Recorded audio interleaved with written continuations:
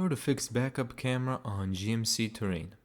If the backup camera on your GMC terrain isn't working, the problem is usually one of these: a dirty or a damaged camera, a blown fuse, loose wiring, infotainment screen glitch, bad tailgate harness, or a failed camera module.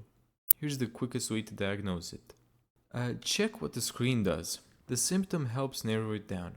If there's a black screen, it's a camera, power, or wiring issue. If there's a blue screen, there's no signal from the camera. If it's a frozen image, it's an infotainment software issue. If it's static or flickering, there's a damaged cable or moisture. If there's a service rear vision system, it's a module or communication fault. GM owners commonly report wiring issues near the liftgate hinge because the wires flex every time the trunk opens. Second, clear the camera lens.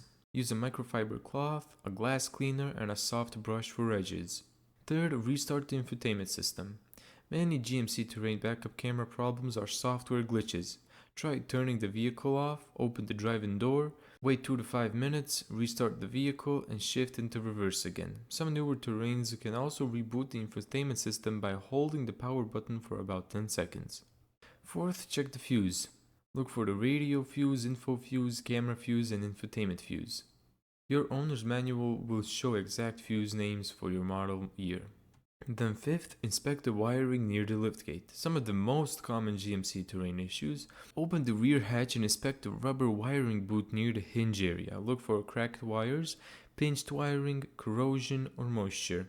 Repeated opening and closing can break the tiny camera wires internally. If everything else checks out, the camera itself may have failed.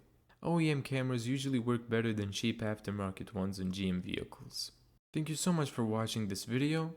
If you found this guide helpful, make sure to give it a thumbs up and subscribe. And as always, see you in the next video.